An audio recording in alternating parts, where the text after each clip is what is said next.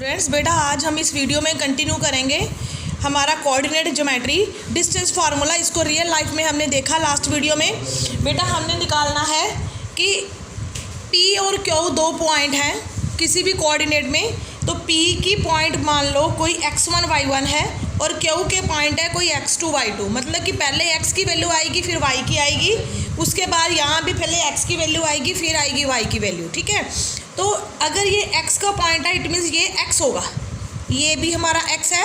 ठीक है, अगर ये y वैल्यू है, y ये वाला y होगा और इधर से ये वाला y है, तो ये पॉइंट है x1 y1। यहाँ पर अगर x2 y2 है तो इसके पहले x2 आएगा। x2 का मतलब यहाँ से लेकर यहाँ तक सारा पॉइंट, y2 का मतलब यहाँ से लेकर यहाँ तक सारा पॉइंट। ठीक है, ये x1 y1 x2 y2 इसका हमने डिस्टेंस निकालना है। इसके लिए हमने इसको पाइथागोरस को कंप्लीट करना है, इस लाइन को कंप्लीट कर लेना है।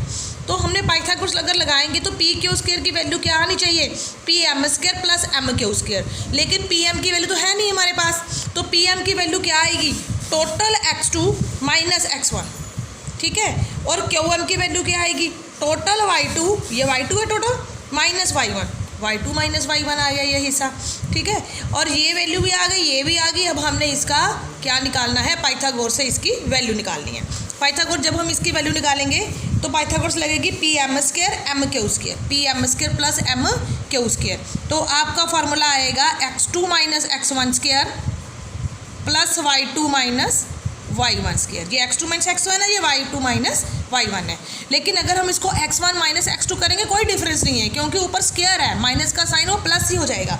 तो ज़रूरी नहीं है कि अगर आप यहाँ पर x1 लेंगे यहाँ x2 लेंगे तो x1 माइनस x2 हो जाएगा, वो आपकी चॉइस है। आपने x1 माइनस x2 लेना है या x2 माइनस x1 लेना है। ठीक है, तो ये आपका फार्मूला हो गया डिस्टेंस। स्क्वायर इधर जाके अंडर बन जाएगा। इस डिस्टेंस फार्मूले से आपने सम्स निकालने हैं। देखिए कोई डिस्टेंस निकाल रही हूँ मैं, आपका P43 है और Q आपका 68 है। मैं इसका डिस्टेंस निकालूंगी। कैसे करेंगे इसका डिस्टेंस, इसका फर्स्ट पॉइंट 4, पहले फॉर्मूला लिख लिया 4 माइनस इसका x वाला point 6, 4 minus 6 whole square plus अब यहाँ से 3 अगला पॉइंट माइनस इसका 8, इसका 8, 3 माइनस 8 का स्क्वायर, ये 4 माइनस 6 आपका -2 आया, 6 बड़ा इसलिए स्क्वायर, ये -5 का स्क्वायर, ये 2 2 ज़ा 4 25 29, ये आपका डिस्टेंस आ गया। ये आपका क्या आ गया, डिस्टेंस आ गया। ये तो सिंपल सम है, 1 मार्क्स के लिए डिस्टेंस आएंगे आपको स्टूडेंट्स। लेकिन एग्जाम में क्या आता है कि 4 पॉइंट्स आएंगे या 3 आएंगे। अगर 4 पॉइंट्स आएंगे 1 2 3 4, ये 4 पॉइंट्स आएंगे, आपने ये बताना है कि ये कौन सा क्वाड्रिलेटरल है, ये कौन सा क्वाड्रिलेटरल है। ठीक है, आपने देखना है कि ये क्वाड्रिलेटरल कौन सा है।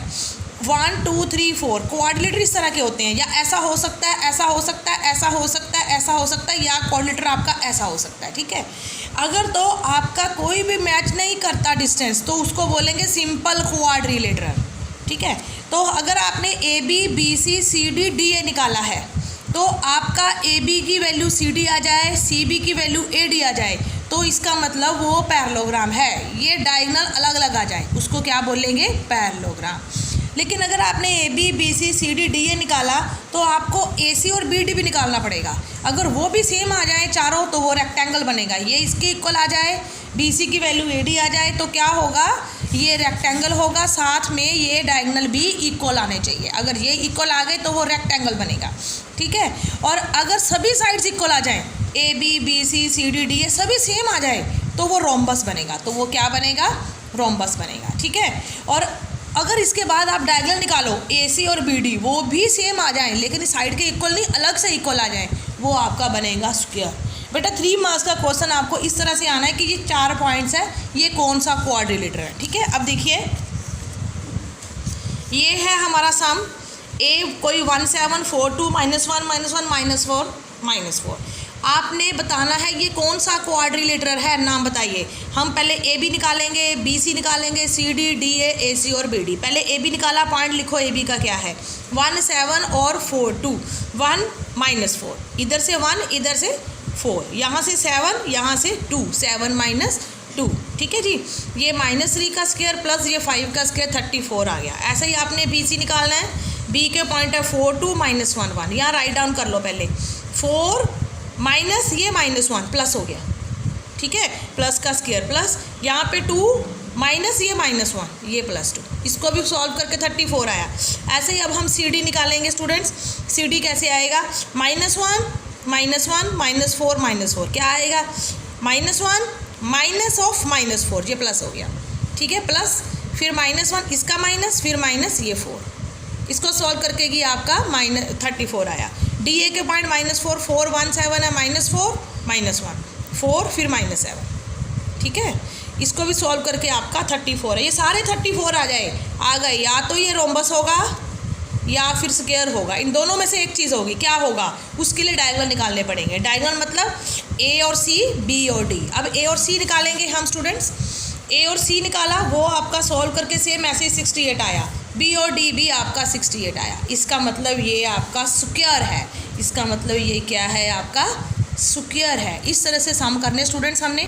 बेटा अब 3 पॉइंट्स भी आ सकते हैं, A B C। यहाँ पे हो सकता है नेम द ट्रायंगल, ये ट्रायंगल कौन सा है, इसके लिए भी हमने क्या करना है? AB BC और CA निकालना है। अगर AB निकालेंगे तो हम ऐसा करेंगे, अगर अंडरूट निकालेंगे, AB का अंडरूट निकालना, अंडरूट निकाल लो, 3 - 2 3 माइनस ये -2 +2 हो गया, ठीक है। अब डिस्टेंस निकालेंगे A और B का, 2 - -3 +3 हो गया, 3 माइनस ये माइनस है ना, ये +2 हो गया। अगर यहाँ माइनस होगा तो यहाँ प्लस लगा देना आपने, अगर प्लस होगा तो यहाँ माइनस लगा देना। अब 2 माइनस फार्मूले का, ये -3 +3 हो गया।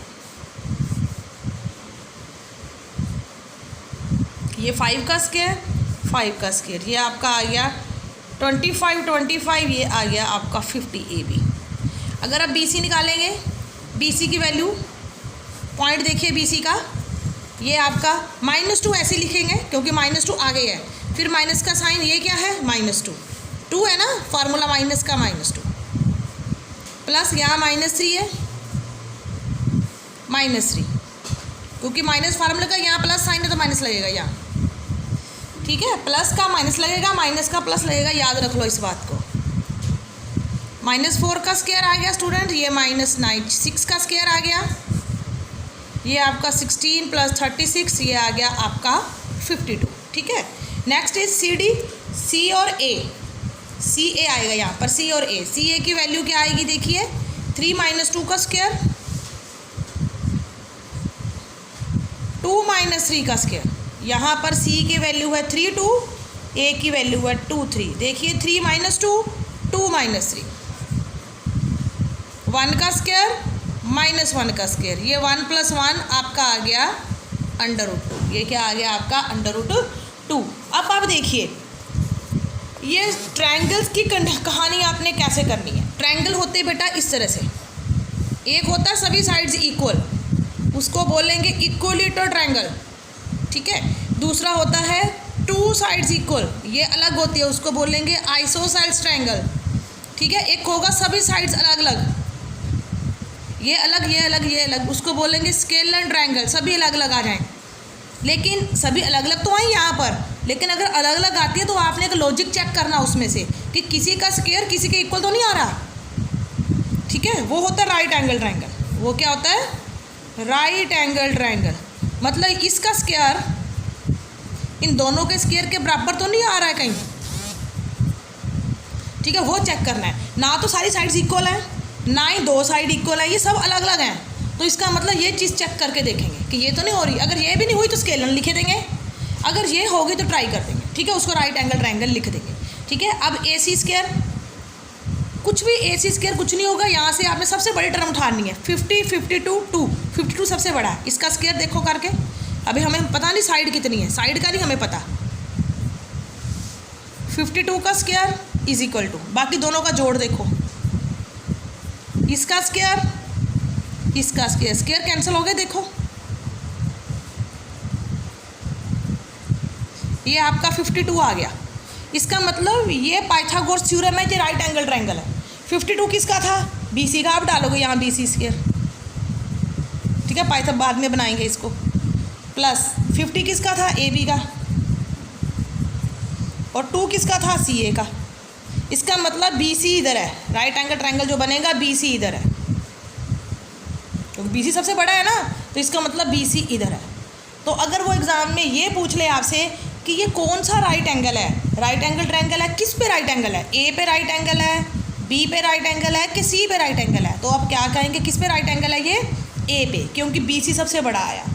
जो बी सी वाली लाइन है वो आपकी जो 52 आई है ना यहाँ पे, ये जो 52 आई थी ये सबसे बड़ी आई थी बी सी, ये √50 थी, ये आपका 2 थी। सबसे बड़ा क्या था आपका बेटा, सबसे बड़ा क्या था, ये 52, ये बी सी। इसका मतलब कहाँ पर राइट एंगल है, ये ए के ऊपर राइट एंगल है। ठीक है, तो आपके ये बेटा स्टूडेंट सम है, फर्स्ट सेकंड थर्ड, ये सेकंड थर्ड, ये वाला सम देखिए आपने एग्जाम में ये सम आता, आपने फाइंड आउट करना इसके पॉइंट क्या है, 3 और 4। इसके पॉइंट क्या है, यहाँ से 3 यहाँ से 4, इसके पॉइंट है 6 और 1, इसके पॉइंट है 9 और 4, इसके पॉइंट है 6 और 7। सभी पॉइंट लिख लिए। पॉइंट लिखने के बाद आपने देखना है कि ये डिस्टेंस निकालो सारा, कि क्लास में स्टूडेंट बैठे हैं वो कह रहे हैं क्या हम स्क्वायर में बैठे हैं। ठीक है, सब डिस्टेंस निकालेंगे आप, A B, B C, C D, D A, और बाद में डायगोनल भी निकालोगे ए बी और बी सी। तो चेक करोगे अगर ये इक्वल आ गए सारे और ये आपस में इक्वल आ गए तो आप बोलोगे कि ये क्या है, स्क्वायर है। ठीक है, तो अब एक ये एग्जाम्पल भी देखनी है आपने। ये पॉइंट आपने दिए हैं, एग्जाम में आ सकता है, इसके पॉइंट आपने ढूंढने हैं। एक नंबर इसी का होता है पॉइंट ढूंढने का, कि ये पॉइंट है 3, ये है 1, इसके पॉइंट कितने हैं 6 4, इसका पॉइंट क्या है 8 और 6। ठीक है, तो ये एक ही लाइन में है कि नहीं है, ये कोलिनियर एक ही लाइन में है कि नहीं है, ये देखना है। एक लाइन में देखने के लिए आपने क्या करना है कि ये तो हमने स्क्वायर करके किया था ना इक्वल, अगर बिना स्क्वायर के ही इक्वल आ जाए, फिर दो साइडों का जोड़ थर्ड के इक्वल आ जाए, तो उसको बोलना कोलिनियर। कोलिनियर ऐसे होता है कि दो साइडों का जोड़, मान लो ये डिस्टेंस आपका 5 आ गया, ये 4 हो गया, ये पूरा डिस्टेंस 9 आ जाए, इट मीन्स इन दोनों का जोड़ CA आ गया, दो डिस्टेंस का जोड़ थर्ड के इक्वल आ गया, उसको बोलेंगे हम कोलिनियर। ठीक है, ठीक है जी, इस तरह से आपने सम करने स्टूडेंट, यहाँ तक आप सम करिए कंप्लीट। 7th 8th 9th फिर नेक्स्ट वीडियो में। Okay, thank you students.